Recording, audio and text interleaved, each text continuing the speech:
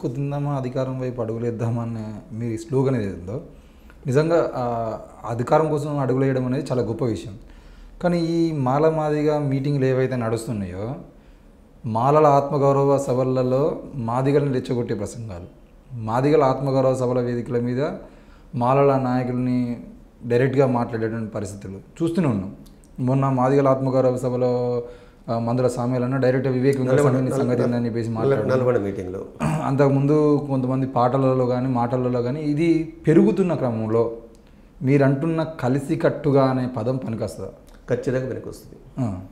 అంటే ఆ మందుల సామ్యాలు లేకపోతే ఇంకొకళ్ళు చెప్పడం కాదు కదా విషయం. ప్రజా సమూహాలు అనేవి చాలా గొప్పవి. ప్రజాశక్తి అనేది చాలా గొప్పది. ఓకే, వీళ్ళు వస్తుంటారు పోతుంటారు, కానీ సీరియస్గా ఆలోచించే వాళ్ళు చాలామంది ఉన్నారు. బయటపడట్లేదు. కానీ ఎందుకంటే మేము గ్రామాలు తిరిగాం కాబట్టి, ఇప్పుడు కాదు 1997లోనే గ్రామాలు తిరిగాను కాబట్టి, ఎంఆర్పిఎస్ ఉద్యమం ఏది ఉధృతంగా నడుస్తున్నటువంటి ఖమ్మం జిల్లాలో మధిర తాలూకాలో కూడా తిరిగాను కాబట్టి అక్కడ మాదిగని కలిపి కూర్చోబెట్టగలిగాను 1997లోనే. యువకుల్ని యువకులకి కరెక్ట్ ఇన్ఫర్మేషన్ వాళ్ళు కావాలి, ఇచ్చేవాళ్ళు కావాలి, నిజాయితీ పరులు కావాలి. ఈ రెచ్చగొట్టే స్పీచెస్ ఏవైతే ఉండో నేను వాటిని అంగీకరించిన, వాటిని కండెమ్ చేస్తాను నేను. అసలు రెచ్చగొట్టాల్సింది ఏమీ లేదు. ఇక్కడ ఐసోలేట్ చేయాల్సినటువంటి ఎజెండా మాత్రం ఉంది. ఎవరిని? దుర్మార్గుల్ని, మనువాద బ్రోకర్స్ని, మనువాదుల దగ్గర మోకరిల్లే వాళ్ళని మాదిగ సమాజం నుంచి, మాల సమాజం నుంచి వెలివేయాల్సిన అవసరం ఉంటుంది. వాళ్ళని ఐసోలేట్ చేసి ఒంటరి వాళ్ళని చేయాల్సిన అవసరం ఉంటుంది. ఎందుకంటే భవిష్యత్తు ఏదైతే ఉందో, అంబేద్కర్ 1935లో వచ్చినటువంటి ఇండియా యాక్ట్, సెకండ్ ఇండియా యాక్ట్లో ఎందుకు వీళ్ళందరూ షెడ్యూల్ క్యాస్ట్లో పెట్టారు? వారికి తెలియదా? వీళ్ళందరిలో కొన్ని భేదాలు ఉంటాయి, అయినా కూడా వీళ్ళు షెడ్యూల్ కాస్ట్గా తీసుకురావాలంటే యునైట్ చేయడాన్ని కదా, యునైట్ చేయటం అనేది. సో ఇది కాబట్టి రేపు ఈ మీటింగ్, మాల మీటింగ్ జరిగినా, మాదిగ మీటింగ్ జరిగినా జరగనివ్వండి. ఇప్పటి వరకు సైలెంట్గా ఉన్న మాలను ఈరోజు ఓపెన్ అప్ అవుతున్నారు, బయటకు వస్తున్నారు. రానివ్వండి, వాళ్ళకే చెప్దాం. ఊరు బయట ఉన్నవాళ్ళు మొదట యునైట్ కండి, ఊళ్ళో ఉన్న వాళ్ళతో కూడా యునైట్ కండి, అప్పుడు అధికారం వైపు అడుగులేయచ్చు. That is what constituents experiment. Okay, successful experiment కదా. ఇప్పుడు అంటే జనాలు అనుకుంటున్నాడు అనమాట, డిసెంబర్ 1న పరేడ్ గ్రౌండ్లో జరగబోయే మీటింగ్ వెనకాల వివేక్ వెంకటస్వామి ఒక్కడే ఉన్నాడు. అది నిర్మాణం చేసింది కూడా ఆయన మంత్రి పదవి కోసం చేస్తున్నటువంటి డ్రామా అని చెప్పేసి కొంతమంది అంటున్నారు. దీన్ని ఒక అంటే మాదిగ కోణంలో కాకుండా మీరు ఒక సామాజిక కోణంలో ఏమన్నా అనుసరిస్తారు? వివేక్ వెంకటస్వామి ఫ్యామిలీ, మన గుడిసెల వెంకటస్వామి దగ్గర నుంచి ఇప్పటి వరకు వాళ్ళ ఫ్యామిలీ కాంగ్రెస్ ఫ్యామిలీ. కాంగ్రెస్ పార్టీలో ఉన్న వాళ్ళు మినిస్ట్రీ కోరితే తప్పేమిటి? అవునా కదా. ఈ జంపింగ్ జిలాడీలకి వాళ్ళు మినిస్ట్రీ ఇస్తుంటే వీళ్ళు ఆ ఫ్యామిలీ అంతా కూడా ఇందులో ఉన్నారు కదా. వివేక వెంకటస్వామికి మినిస్ట్రీ ఇస్తే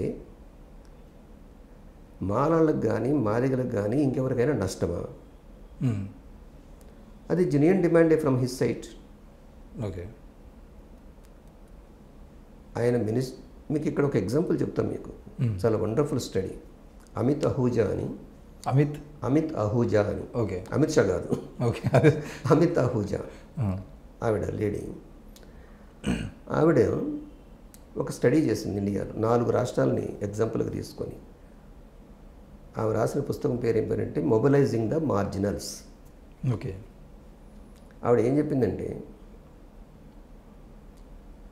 ఈ 70 సంవత్సరాలు భారతదేశం స్వతంత్రం పొందింది అనుకున్నటువంటి 70-75 సంవత్సరాలు ఏదైతే ఉందో, రాజకీయపరమైన రిజర్వేషన్స్ ఏవైతే ఉన్నాయో, ఎస్సీ ఎస్టీ కాన్స్టిట్యున్సీలో ఉన్నటువంటి ఎస్సీ ఎస్టీల యొక్క సామాజిక, ఆర్థిక, ఉద్యోగ, ఎడ్యుకేషన్, విద్య, ఆరోగ్యపరమైనటువంటి సూచికలు తీసుకొని దాని ప్రక్కనే ఉన్నటువంటి జనరల్ సీట్లో ఉన్నటువంటి ఎస్సీ ఎస్టీలు యొక్క సామాజిక, ఆర్థిక, విద్య, వైద్య, ఉద్యోగ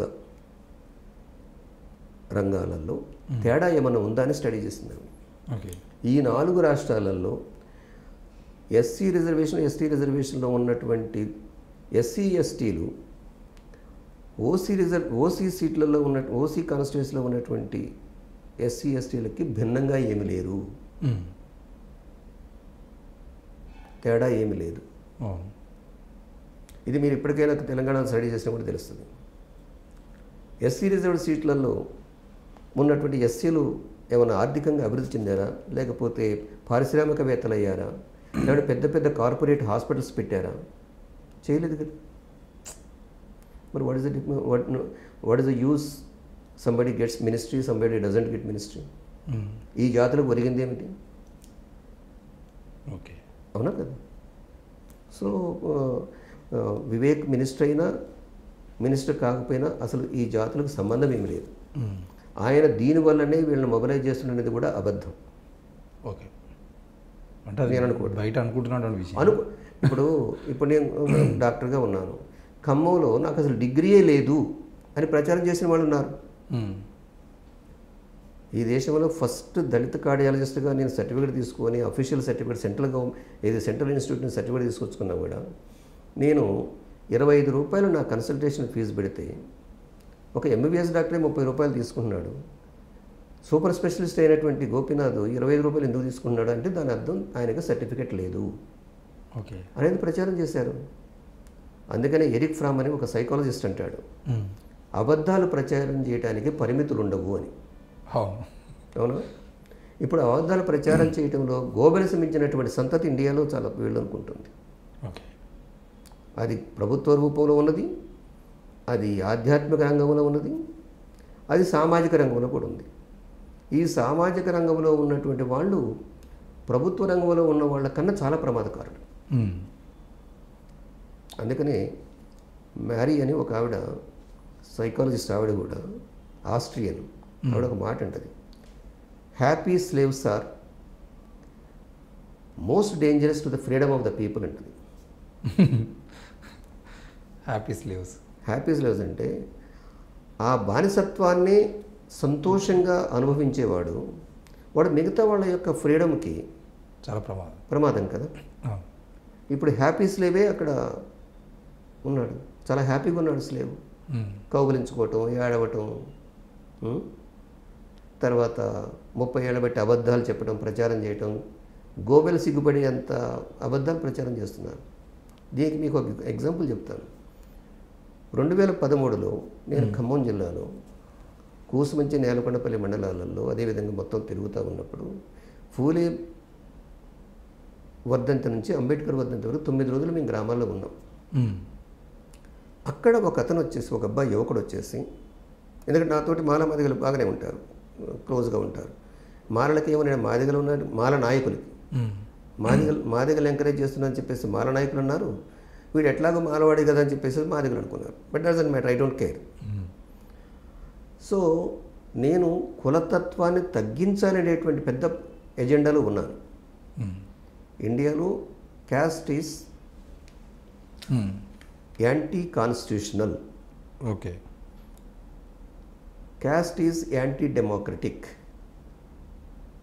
క్యాస్ట్ ఈజ్ యాంటీ ఈక్వాలిటీ. ప్రియాంబుల్లో, కాన్స్టిట్యూషన్ ప్రియాంబుల్లో ఉన్నటువంటి సమానత్వం, సౌభ్రాతృత్వం, స్వేచ్ఛ, ఈ మూటికి క్యాస్ట్ వ్యతిరేకం, ఈ క్యాస్ట్ సిస్టమ్. కాబట్టి దాన్ని తగ్గించే కార్యక్రమంలో మేము ఉన్నాం. ఇప్పుడు మాలల మీటింగ్ కిందకి వెళ్తున్నామంటే అబద్ధాలు ప్రచారం చేసేటప్పుడు వాడిని కంట్రోల్ చేయకపోవడం కూడా నేరమే. ఆ నేరాన్ని నా మీద వేసుకోకుండా ఉంటానని నేను పోతున్నాను.